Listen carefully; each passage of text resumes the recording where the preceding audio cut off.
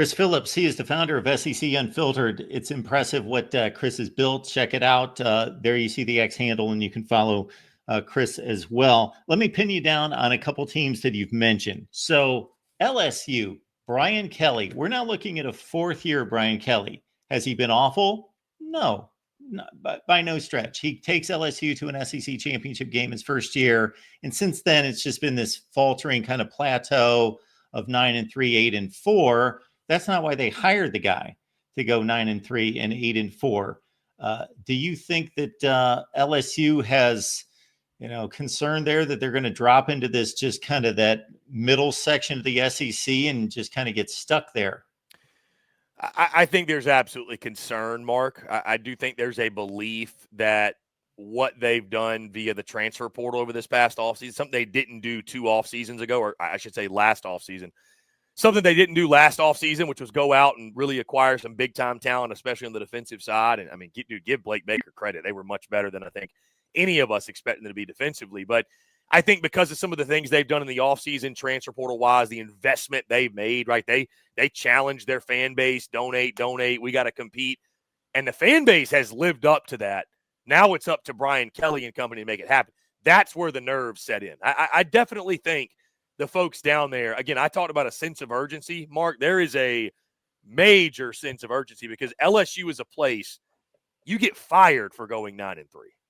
Not 9-3 is not celebrated in Baton Rouge, especially when you got a college football playoff now, like a 12-team playoff.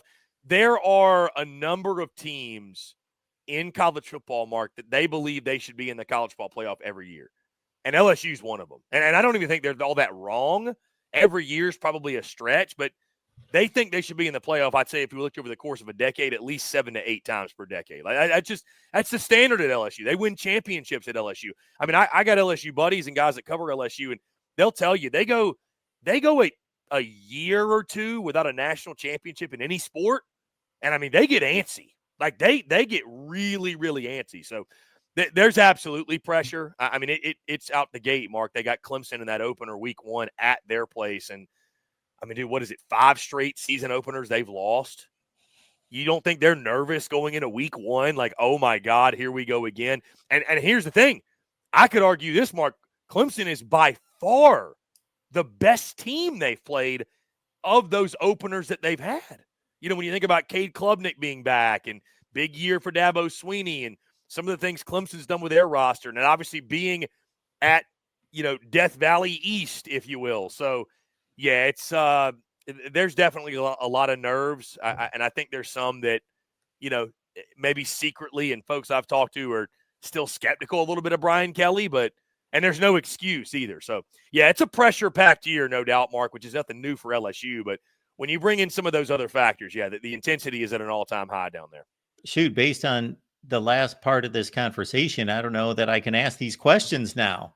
I'll ask it this way. Brian Kelly is now entering a 4th year at LSU, and he's staring at a game in which he'll probably be a very slight underdog, probably a pick'em type game at Clemson to start at 0-5 in regards to openers during his tenure at LSU. He's not had an awful stay, but he was hired to win championships. So I'm going to go there first in regards to what do you think about this LSU situation and Brian Kelly's job?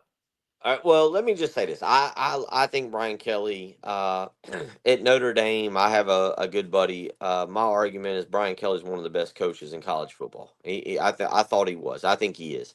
I think he is wildly underachieved at LSU.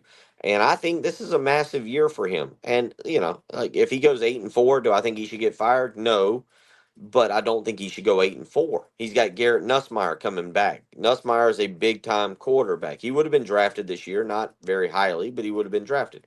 Brian Kelly is a guy that look, they paid a lot of money for because I think they think, follow me on that, the same way I do. He's one of the top 5 coaches in college football, but he hasn't produced that way.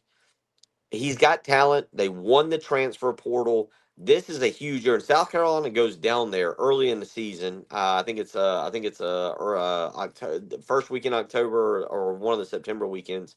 I forget right now. But the bottom line is Brian Kelly has to produce 8-4 this year. They'll keep him, I assume. it's not cutting it. That's very bad, and he shouldn't have that kind of season. You would think that the bar at LSU with this 12-team playoff would be to make it most of the time, almost all the time. Right.